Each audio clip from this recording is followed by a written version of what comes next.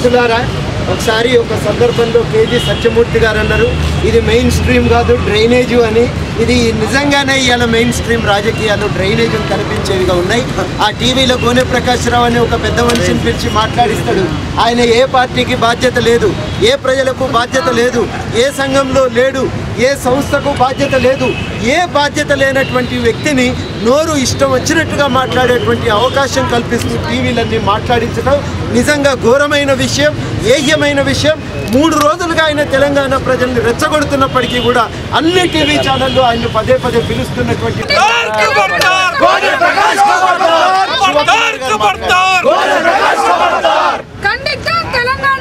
తెలంగాణ ఉద్యమం పట్ల మీడియా వైఖరిని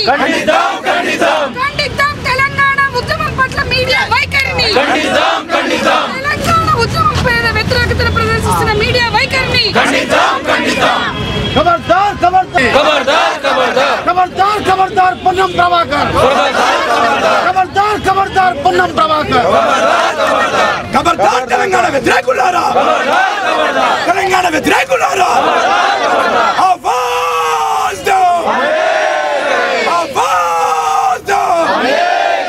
जय तेलंगाना जय तेलंगाना కొనసాగిద్దాం తెలంగాణ మన ఆశయాలను. చనిపోలేదట, ఆయన పోలీసు లాఠీ చార్జీ కారణంగానే మరణించాడట. ఒంటి నిండా ఆయనకు గాయాలు కనబడుతున్నాయని చెప్పి చూస్తున్న వాళ్ళు మనకు ఆసుపత్రి నుంచి ఇప్పుడే వాళ్ళకు టీవీలో కూడా చెప్తున్నారట, స్పష్టంగా స్క్రోల్స్ వస్తున్నాయట. నిజంగా ఈసారి తెలంగాణ ఉద్యమంలో శాంతియుతంగా జరుగుతున్న ఈ ఉద్యమంలో హింసను ప్రయోగించింది కొనిజేటి రోషయ్య తప్ప వేరొకరు కాదని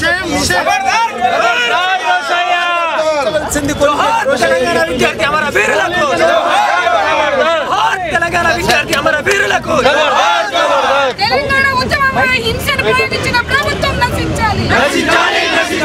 తెలంగాణ ఉద్యమం మీద హింసను ప్రయోగిస్తున్న కాంగ్రెస్ ప్రభుత్వం నశించాలి. నశించాలి కాంగ్రెస్ ప్రభుత్వం. నశించాలి తెలంగాణ ఉద్యమం మీద దమనకాండ ప్రయోగిస్తున్న కాంగ్రెస్ ప్రభుత్వం.